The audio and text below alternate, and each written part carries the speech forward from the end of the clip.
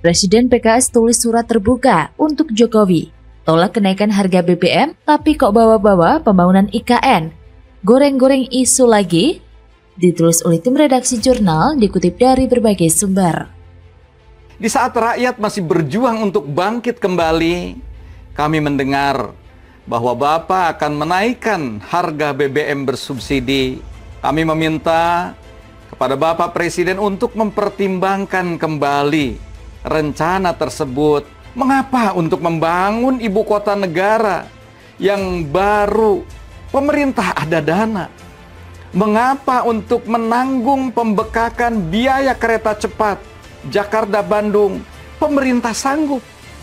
Karena memang subsidinya sudah lumayan itu, nggak mungkin lah, logiknya nggak mungkin kita mengambil tabungan cadangan devisa, ngambil surplus APBN, melulu untuk dibakar menjadi asap knalpot. Kan mendingan ini dikurangi sedikit subsidinya, tabungan kita bisa digunakan untuk pembangunan. Jadi jangan dengarkan oposisi yang terus berusaha menghalangi pembangunan ibu kota baru dengan narasi pembodohan. Seperti buang uang sia-sia, belum waktunya pindah, daerah baru nggak layak jadi ibu kota. Oposisi itu selalu begitu. Mereka ketika memerintah saja ragu untuk membuat sebuah pilihan berani. Berikutnya pada kaum oposisi ini, begitu getol mengkritisi rencana kenaikan BBM, mereka tidak tahu menau bagaimana sulitnya pemerintah, bagaimana ekonomi dunia, ekonomi global sedang kolaps. Tapi bagaimana mereka tidak mau bersyukur bahwa pemerintah di bawah Presiden Jokowi mampu membuat recovery ekonomi sehingga fondasi ekonomi kita bisa menahan kebangkrutan itu. Presiden Partai Keadilan Sejahtera atau PKS, Ahmad Syahiku, kembali menegaskan penolakannya terhadap rencana kenaikan harga bahan bakar minyak atau BBM. Kali ini, Syahiku menulis surat terbuka yang ditujukan langsung untuk Presiden Joko Widodo atau Jokowi. Dalam surat terbuka itu, Syahiku meminta Jokowi mempertimbangkan kembali rencana kenaikan harga BBM. Syahiku mengatakan, dikutip dari surat terbuka untuk Presiden, di saat rakyatnya masih berjuang bangkit kembali, bahwa Bapak akan menaikkan harga BBM bersubsidi berupa Pertalite dan solar. Kami meminta Bapak Presiden untuk mempertimbangkan kembali rencana tersebut dengan lebih matang. Selain meminta Jokowi mempertimbangkan kenaikan harga BBM, Syahiku turut menyoroti rencana-rencana pemerintah terkait pembangunan, mulai dari proyek pemindahan ibu kota negara hingga pembangunan kereta cepat Jakarta-Bandung. Mudah ditebak, sebagai partai oposisi, PKS yang merupakan satu dari dua partai di luar pemerintah bersikap kontra terhadap rencana kenaikan harga BBM bersubsidi. Partai oposisi mencari celah titik kelemahan pemerintah, padahal kita semua tahu bahwa subsidi BBM merupakan beban berat bagi pemerintah. Jokowi sendiri sudah mengatakan bahwa semuanya sedang dihitung. Hal ini juga tidak mudah bagi pemerintah di tengah keadaan dunia yang seperti ini. Saya yakin bahwa kader partai PKS juga menggunakan BBM bersubsidi hingga saat ini. Padahal kita semua tahu loh bahwa namanya subsidi itu seharusnya hanya boleh dikonsumsi oleh rakyat atau masyarakat menengah ke bawah. Lah, pada kenyataannya, subsidi BBM saat ini memang salah sasaran. Toh kemarin juga tidak jadi naik. Dia membandingkan dua proyek tersebut yang dinilai tetap menjadi prioritas pemerintah. Tetapi di sisi lain, pemerintah justru tidak bisa memenuhi hak dasar rakyat lewat kepastian harga BBM yang terjangkau. Syahiku mengatakan bahwa mengapa pembangunan ibu kota negara yang baru, pemerintah ada dana, mengapa untuk menanggung pembengkakan biaya kereta cepat Jakarta-Bandung, pemerintah sanggup.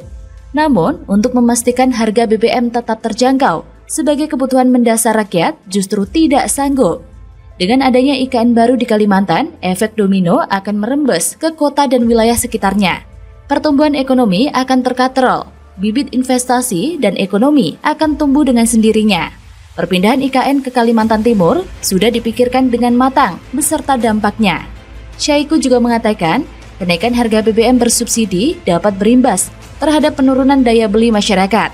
Desas-desus kenaikan harga BBM memang isu yang sensitif untuk memprovokasi masyarakat dan jadi sasaran empuk. Tak ayal, isu kenaikan harga BBM ini sering dijadikan golongan tertentu untuk sekedar pansos atau memang sengaja diboncengi demi memperkeruh keadaan. Semua tahu bahwa PKS merupakan partai satu-satunya yang menolak pembangunan IKN. Maka dari itu, mereka menyerang pemerintah dengan melalui isu kenaikan harga BBM dengan menyelipkan isu yang lain. IKN ini sudah pernah dibahas di pemerintahan Presiden Soekarno. Bahkan DPR juga sudah menyetujui UU IKN. Jadi kenapa sih masih dipermasalahkan? Bikin narasi-narasi busuk yang provokasi saja. Pemerintah punya alasan yang jelas kok. Masa masih nggak paham? Jokowi menunjukkan bahwa dengan adanya IKN ini bisa menghadirkan pusat ekonomi di luar Jawa. Ini adalah wujud keadilan sosial bagi seluruh rakyat Indonesia. Membangun peradaban itu harus semua, dari Sabang sampai Merauke, bukan hanya Jawa saja. Ingat itu. Sebelum mengomentari soal isu besar, ada baiknya PKS ngaca dulu dong. Lalu renungkan, apakah janji dan jualan mereka laku di mata masyarakat atau tidak? Banyak yang sudah tidak percaya dengan PKS. Apa yang PKS percayai, artinya kebalikannya yang benar. Jadi posisi yang pintar dikit kenapa sih? Partai penyeimbang di luar pemerintah, apa pembenci pemerintah sih sebenarnya? Ya begitulah kura-kura. Apa begitulah pura-pura membela rakyat, atau apa syarat kepentingan saja? Belajarlah dari kedua orang ini kalau mau menjadi penerus Pak Jokowi. Ditulis oleh Fransen Arianto dari siwar.com. Tidak mudah memang mencari figur yang meneruskan kinerja Pak Jokowi. Standar yang ditinggalkan oleh Pak Jokowi cukup tinggi. Para calon presiden itu sebaiknya belajar dari kedua tokoh yang berhasil meneruskan karya Pak Jokowi, yaitu F.X. Hadi Rudiatmo dan Basuki Cahayapurnama. Pak Rudi, demikian F.X. Hadi Rudiatmo, biasa dipanggil, menggantikan Pak Jokowi sebagai wali kota Solo pada tahun 2012 saat Pak Jokowi menjadi gubernur Jakarta. Sebelumnya, Pak Rudi juga sudah mendampingi Pak Jokowi sebagai wali kota Solo pada periode 2005 sampai 2010. Dia kembali terpilih sebagai wali kota Solo untuk periode 2016 sampai 2021. Kepemimpinannya diwarnai dengan semboyan khas 3 WMP, yaitu Wasis, Waras, Warak, Mapan, dan Papan. Dengan semboyan itu, Pak Rudi ingin menciptakan masyarakat Solo yang cerdas, sehat, tidak kekurangan makanan, dan bisa mempunyai tempat tinggal layak. Visi itu diwujudkannya dengan membangun rumah sakit dan mengutamakan program yang menyangkut kesejahteraan masyarakat Solo dalam bidang pangan, papan, dan sandang. Selain itu, ia juga berhasil mengatasi kemacetan di Solo dengan membangun flyover Purwosari dan Manahan. Mental PNS di Solo juga diubahnya sehingga menjadi pelayanan masyarakat yang sungguh militan. Demikian halnya dengan Basuki Cahayapurnama atau terkenal dengan sebutan Ahok. Dia berhasil meneruskan karya Pak Jokowi meski hanya menjabat gubernur Jakarta dari tahun 2014 sampai 2017. Banyak keberhasilan Ahok yang diakui oleh masyarakat Jakarta dan Indonesia. Kepuasan masyarakat akan kepemimpinannya cukup tinggi. Sayangnya, dia gagal melanjutkan karyanya karena kalah dalam Pilkada Jakarta 2017 yang sangat brutal menerapkan politik identitas. Tidak perlulah menjelaskan keberhasilan Ahok dalam memimpin Jakarta. Jejak digital keberhasilannya masih ada hingga sekarang. Program-programnya masih sering dibicarakan, terutama untuk menyindir penggantinya yang memang tidak bisa kerja dan tidak punya program yang jelas. Pak Rudi dan Pak Ahok adalah dua orang yang berhasil meneruskan karya Pak Jokowi. Mereka berhasil keluar dari bayang-bayang Pak Jokowi yang memang mumpuni. Ada kesamaan dari Pak Rudi dan Pak Ahok, sehingga berhasil meneruskan karya-karya Pak Jokowi. Pertama, keduanya mengembangkan gaya kepemimpinan yang khas tersendiri. Tidak meniru Pak Jokowi. Dengan gayanya sendiri, mereka lebih nyaman dalam bekerja dan tidak takut dibandingkan dengan Pak Jokowi. Karena gaya yang khas pula, mereka berhasil keluar dari bayang-bayang gaya kepemimpinan Pak Jokowi. Yang kedua, mereka fokus pada program soal kesejahteraan masyarakat, bukan sekedar program pencitraan. Dengan fokus ini, masyarakat menjadi lebih terdampak secara langsung, sehingga puas terhadap kinerja mereka. Jika ada program pembangunan fasilitas publik yang besar pun, seperti jalan, rumah sakit, ruang terbuka hijau, tetap ditujukan untuk menyelesaikan permasalahan di tengah masyarakat. Yang ketiga, mereka berhasil membuat ASN dalam pemerintahannya bekerja dengan mutu terbaik. Pak Rudi berhasil memotong alur jual beli jabatan di Solo maupun setoran ASN kepada wali kota. Ahok sendiri menempatkan orang-orang terbaik dalam jajarannya, sehingga roda pemerintahannya bisa berjalan dengan baik.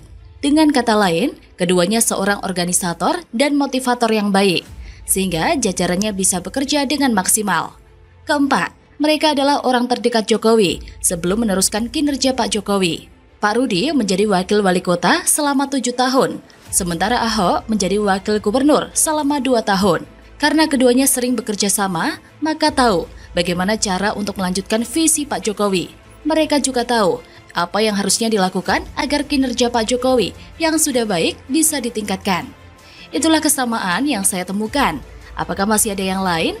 Yang jelas, Pak Rudi dan Ahok sudah terbukti mampu melanjutkan karya Pak Jokowi.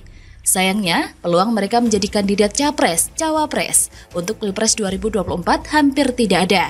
Karena itulah, saya merasa penerus Pak Jokowi seharusnya mempunyai kesamaan dengan Pak Rudi dan Pak Ahok. Paling tidak, para calon yang ingin maju pada tahun 2024 perlu melihat cara Pak Rudi dan Pak Ahok melanjutkan karya Pak Jokowi. Belajarlah dari mereka, sehingga hal baik yang sudah dibuat Pak Jokowi bisa ditingkatkan. Kura-kura begitu menurut saya. Bagaimana menurut Anda? Bisa komen di bawah ya.